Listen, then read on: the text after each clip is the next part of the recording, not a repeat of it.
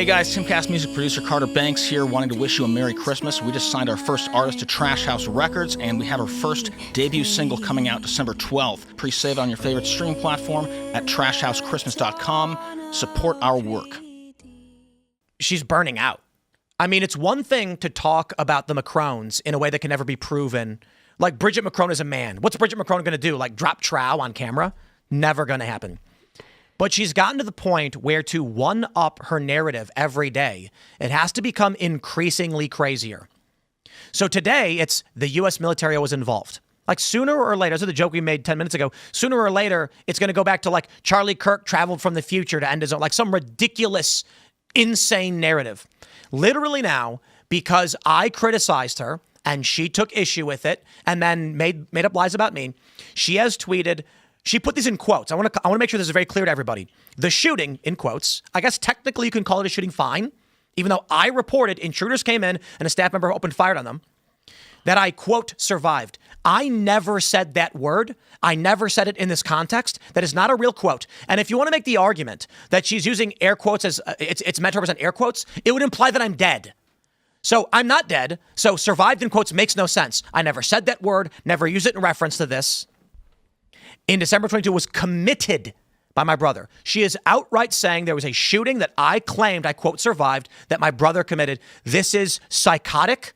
It is beyond defamation. It is absolutely unhinged and vile and evil to claim my own brother would do anything like this. And it's absolutely, absolutely false. She is an evil person.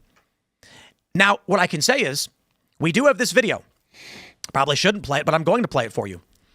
Some guy called the wrong sheriff's department and then asked them whether or not there was a shooting reported, to which they said no. And he says, that proves it, Tim's lying. The only problem is he called some random sheriff's department. Cam Higbee called the correct sheriff's department and they confirmed it. And so I'm going to play the video for you and you can hear it straight from Cam Higbee. Cam Higbee, he censors pertinent details. And so I respect him for doing that. And here's the clip from Cam. Office. Sorry, I got tongue-tied. Sheriff's office. No worries. Hi, this is Cameron Higbee. I just wanted to call and verify receipt of a report that should have been filed with you guys, or an incident. Okay. Do you have the incident number? No, I have the name of the person and the incident. So there was a shooting in Tim Pool's compound, and I wanted to make sure that you guys are aware of that. It would have been last night, so it would have been the night of 12/5. It might have been reported the following morning. Thank you for holding. I'm so sorry. Yep, no worries. That's totally okay. Yeah, we just got bombarded with an issue here, so. I totally get it. No, you guys have more important things to do, I'm sure. Okay, so it says here it was a third-party caller that called it in. Okay. And what road did you say that was? Oh. Okay, got it. Yeah. Cool. Just want to check if that would be the right road. So it's a third-party caller, and was it that incident I described where somebody drove up and kind of just shot at the place? Yes. Amazing. Okay. Well, I'm glad that's on your guys' radar, and that was in, right? Yes, sir. Amazing. Okay. Thank you so much for verifying that. I appreciate it a lot. The funny thing is, Cam has confirmed report independently. I have not talked to him about this. And they're now claiming still that it didn't happen. This is how insane these people are. So let me just make sure it's very, very clear for everybody. This is also distressing. The fact that people are calling local police departments all over the place and trying to figure out where we live, and that the police would be like, yup, here's all the information you're requesting. It's kind of crazy they do, but at the very bare minimum, Cam verified this. Here's what I love. So some guy calls the wrong department, and they're like, we got no reports of that. And then all of these Candace tards are like, whoa, Tim lied. Cam Higbee calls the correct department, and they go, yep, we've got confirmation of that shooting at Tim Pool's property. And I think they actually said, shot at the property. And now they're going, how do we even know it's real? How do we even know this is the real phone call? Prove it. That's typical of conspiracy theories, though. It doesn't matter what information you present or what evidence you present. It's always looked at as, oh, this confirms. There's always more questions that they're going to ask because they already believe one narrative, and nothing that you present will ever change their mind. So this is the main reason why I highlight these things. At what point do the people who follow Candace go, well, she must have been lying? They don't. Right? I mean, like, she's just putting out fake things, but people just follow her anyway. So is this about the most recent shooting? Yeah. This isn't about the one in 2022. There was another shooting? Yeah, in 2022, this is before we set up shop and built the studio. We weren't here, and it was early in the morning, and it was either 2 or 3 guys broke in, and we had staff on site, and our staff opened fire on the intruders. Subsequently, we said on the show, don't come to West Virginia. We will shoot you. Like, don't break into our property. You will die. And I don't want that to happen. In this video, you hear they say it's third party. Right. We have a security company. Security company handles everything. We don't think about it. So we have guys all over the property with weapons. It's a beautiful sight to see, like, a dude standing there with an AR-15. You know what I mean? It's a beautiful sight because I love guns and America. It is kind of distressing that it has to be that way. It's still cool because I like guns, you know. But I'd prefer not to not to live this way.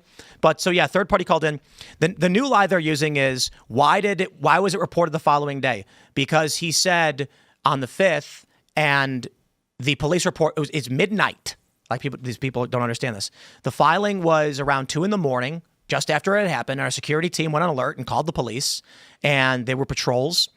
And yes, a report was filed. And then the following morning, after we had our bearings together and we knew that everything was secure and we had filed with the police and all that, I put out that tweet saying this is what happened. So the question I have is, when Candace claims that I used the word survived a shooting and my brother committed that shooting, that is beyond defamation. I mean, this is insane. Anybody who knows my brother knows this is just ridiculous. This is absolutely not. He's a veteran. He's an Army veteran. He's not going to shoot me. He never tried to do anything like that to me. It is shockingly offensive and psychotic. But I think for Candace, she has to continually one-up the narrative to create this mystery box drama podcast she's doing. So now she said Tim Pool is going through personal issues. He's having financial troubles. He's trying to sell his company. His brother tried to kill him. It's just soap opera. Now imagine all of our followers being like, whoa, Tim Pool's brother tried to kill him. Like, whoa. That's the world they live in. My buddy Robbie Mann. Robbie, I know you're listening. He was like, dude, it's like a mystery drama, man. Like, I got to watch every episode. It's like, you don't know what's going to happen next. You know, I don't take it that seriously. And I was like, dude, these are real people. She is using as puppets in her soap opera. Aaron McIntyre, in an interview with Tate earlier this morning, he said, you are not a real person. You are a character in her drama. And her audience don't see you as a real person. They see you as a fictional character. They don't understand this is real life. And someone just fired shots at our property. And now Candace makes a thumbnail with my picture on it, Kash Patel, and a mystery person silhouette saying, who benefited from Charlie Kirk's assassination? We should pull that was the thumbnail. Purpose. Oh, sorry to interrupt, but also her face. I put this. That was funny. Who benefited the most? And it's her face really big on the thumbnail, and then it's like Tim and Cash next to her. But no one's going to assume that's her. You know what I mean? Yeah, I know it would be silly, but I mean, she's who benefited the most. Candace Owens will tell, and it's like we'll tell you. And then the couple other smaller pictures was like, who benefited the most, Candace? Yeah, this is what she did. Who's benefited? The billion-dollar question, who stood to benefit from Charlie Kirk's assassination? And mystery person, Tim Pool and Kash Patel. And Candace Owens, like the biggest, most prominent picture in that title is Candace. It is accidentally hilarious. You know? And like subconsciously, maybe even. I'm not like she intended to make it seem like she was the one that benefited the most, but I mean, she did. It's her face right next to the question. Big. I'm not even sure, how does Kash Patel benefit by having the press coverage of solving the actual crime, by finding the actual murderer of Charlie Kirk? Like, is that how he stands to gain here? It helps his career. Well, so by finding the actual murderer of Charlie Kirk, yeah. So what she'll end up saying is, no, the thumbnail just represents what the show is. It has nothing to do with the title or the billion-dollar question, right? In reality, we're not stupid. We know exactly what she's doing. The $1 billion question is the thumbnail. Who stood to benefit from Charlie Kirk's assassination? If it wasn't meant to imply I or Cash, she wouldn't have included the silhouette man with the question mark. She would have shown people that she would have shown Turning Point USA individuals, people she actually claimed were benefiting. She's striking that pose. That's that anime pose. That's the Nicola okay boomer pose. Bro, this is crazy. I just want to stress this. She said there's a shooting committed by my brother. Like, that's wild. That's wild. I'm just here to ask some questions too, man. I'm no, that's really a statement of fact. That is a false statement of fact. That is a psychotic, false statement of fact. So, my brother never committed a shooting that I claimed I survived. So what are you going to do? Well, I'm not supposed to legally say. Okay. Everyone knows what that means. Because that means so in 2022, there was a shooting, and she's saying it was your brother. So let's clarify, right? There was two. I'm confused. There's a lot of shootings. Well, yeah. Jesus. So let's clarify. Shooting is probably a fair verb when our staffer shoots an intruder, right? However, shooting committed by Tim Pool's brother, as if to imply he was trying to kill me, and committed as if to imply it was a crime. So a staffer here fired a shot. She's saying that she put shooting in quotes, I don't know why, and survived in quotes. Okay, I never said I survived the shooting. So let me ask you this, because I don't know enough about this beef. Weren't you guys friends at one point? I wouldn't say that we ever were like friends. It's weird the media said that too. Like, I'm only learning about this stuff because of Charlie Kirk and the different world that exists. So I thought like you and Candace and Charlie and you guys all talk to each other and different. Sure. So, but now it's the road is blazed, correct? I don't think it's fair to say that Candace and I were ever friends because she had been on the show I think twice. She was on your show though. Yeah, for sure. And I'd been on her show. With Charlie, however, I actually texted with him.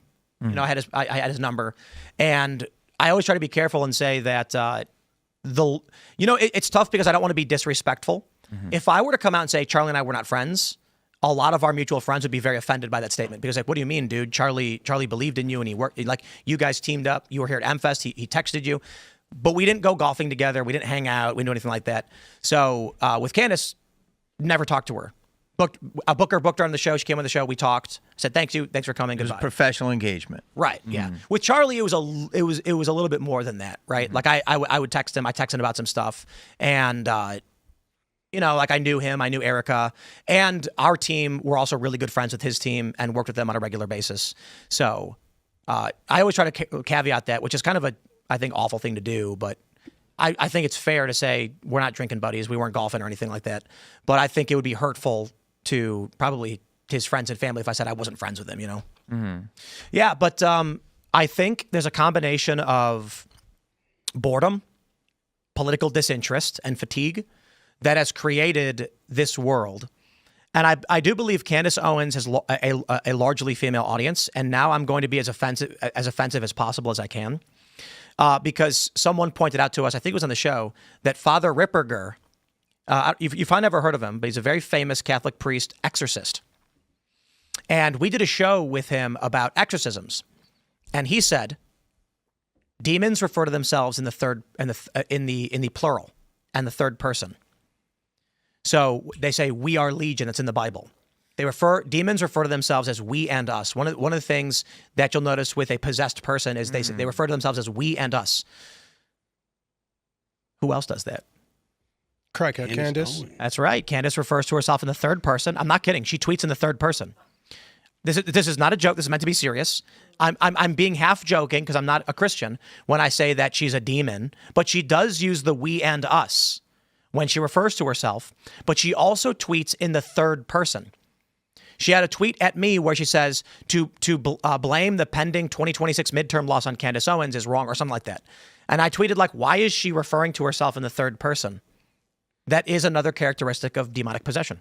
It's like I hope that was offensive to someone claiming to be a Christian. It's certainly a lack of self-confidence. Thanks for checking out this clip from Timcast IRL. Make sure to watch the show live Monday through Friday at 8 p.m. Subscribe to this channel, and we will see you all there.